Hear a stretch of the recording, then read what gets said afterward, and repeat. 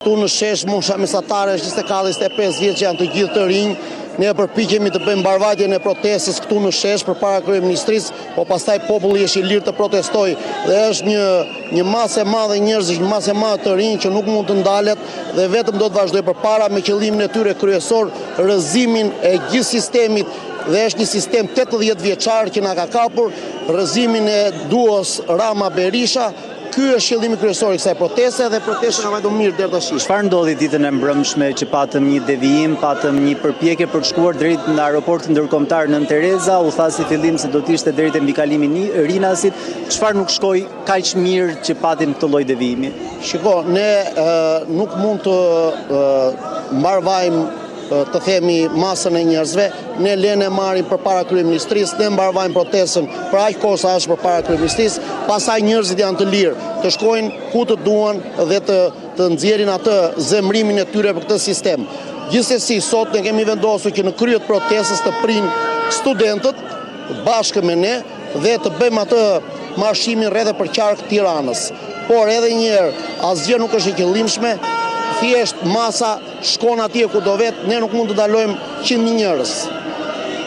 Andrea, kemi pyetje nga studio për zotin Xhemare. Për ta pyetur Ilirin, si nisi kjo lëvizje në fillimet e saj, duke qenë se ai ka qenë në pjesë e ekipit për ta iniciuar këtë protestë.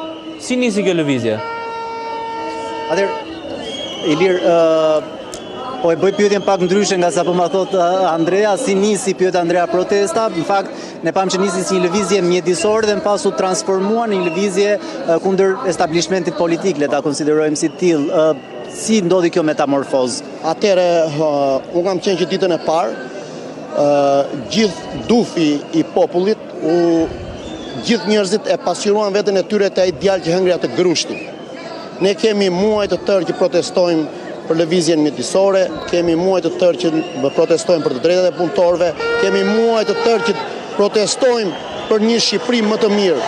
Thjesht ai grusht ishte pika që derdhi vazon dhe ne u gjendëm përballë një turme shumë të madhe atë ditë përpara drejtorisë së policisë, e cila na shtyu në protestë, na shtyu që ne të trasim protestën për ditë, sepse ishte një masë shumë e madhe njerëzit që kërkojnë ndryshimin. Okej, si funksionon organizimi i ndërhyrje, sepse sepse pam pak më herët gjatë raportimit që 3 djemt, të cilët në një farë mënyrë gishti tregues i fajt shkoi tek ata për të bërë devijimin në Rinas, në fakt pak në aqur dhe u larguan që në minutat e para të nisjes së fjalimeve. Kam fjalën për djemt të cilët u identifikuan si organizatorët e marshimit në Rinas. Çfarë ndodhi me ta? Atëre që të kuptohemi për këtë çështje organizatorëve. Këtu organizator është populli. Këtu organizatorë janë gjithë ata të rinj që janë në shesh dhe ne jemi thjesht mbarvajtës. E kam fjalën për zotin Progni dhe 2 djemt e tjerë, cilët devijuan turmën drejt Rinas si ditën e dieshme, ishin këtu të pranishëm, i pam dhe mbasi le të themi nuk ju dha mikrofonin në foni, u larguan. Jo, ata persona janë këtu prap afër fonisë, ne e bëjmë radhë këtë pjesë, kush do moderojë e tjera, nuk ka asnjë problem, le të themi mes nesh. Çështja është që kjo është një masë shumë e madhe njerëzish, është një masë që lëviz, ecën, janë 100.000 njerëz që lëvizin, kështu që nuk mund t'i vëmë gishtin askujt dhe edhe një herë përsëris këtu protestën e bën populli shqiptar dhe kërkon vetëm rënien e establishmentit aktual. Andrea, duke të kërkuar ndjes edhe një pyetje tjetër për zotin. Po, Maria. Sepse teksa ndodhesha në sheshin Skënderbej, ju e thatë me drejt që në një protest turma është e vështirë për të kontrolluar, por kishte nga ata cilët hodhën idenë për shkuar në Surrel, tek shtëpia e kryeministrit Edi Rama, mbasi që ju dolet edhe me reagi për të distancuar. Po, është shumë e drejtë, ne nuk jemi për këto gjëra, edhe një këtu ka mbi 100 grupe të ndryshëm, ka parti politike të reja, të vjetra, ka shumë popull ecë përpara, ne nuk mund parandalojmë dhe ndalojmë asgjë. Ne përpiqemi për mbarvajtjen e protestës këtu në këtë shesh. Kjo është kryesore. Ne nuk bëjmë thirrje as për të vajt Surrel, as për të vajt Rinas, as për të vajt askund. Nuk keni dëgjuar asnjë thirrje nga ana jonë për sa i përket kësaj gjëje.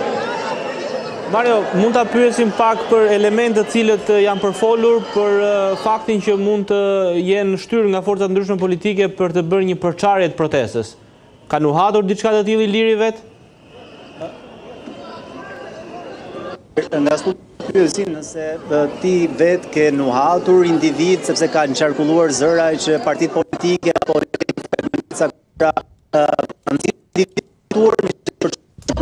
se ke hasur si fenomen, ke nuhatur fenomen. Shiko, këtu populli ka dalë i gjithë. Ne duhet të përqendrohemi te kjo masivitet të rinj që kanë dalë këtu. Të gjithë ata të rinj që kanë dalë këtu janë ata të rinj të cilët nuk kanë pas përkraje politike, të cilët nuk kanë një bab apo një në që në një post saktuar, që mund të punojnë në një vend të saktuar. Shqinia shqiptare që më në fund është çuar nga kafe dhe ka dalë këtu të protestojnë për të hequr establishmentin aktual, Rama Berisha. Këta një që shtu në shesh duhet të marrin në dorë fatet e vendit tonë. Kështu që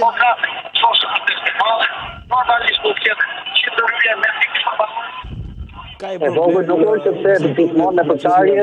Gjithashtu Me përçarjet po Mario po fokusi jon duhet të jetë të rinj. Ky është fokusi jon. Këtu kanë dalë në shesh me mira të rinj, të cilët po luftojnë për një Shqipëri të re. Dhe ne këtë duhet ta kemi fokusin dhe ju si gazetar, si televizione, këtu duhet ta kemi fokusin që të gjithë. Ti lëm përçarjet, ne jemi sot të bashkuar me një qëllim të vetëm, rrëzimin e Berishës. Këta njerëz duhet të shirojnë energjinë pozitive që ka ky vend. Këta të rinj më në fund janë zgjuar nga kavet, ky do të jetë komititës. Mario, mund ta pyesësh Ilirin nëse kjo lëvizje është duke u skicuar në një lëvizje politike?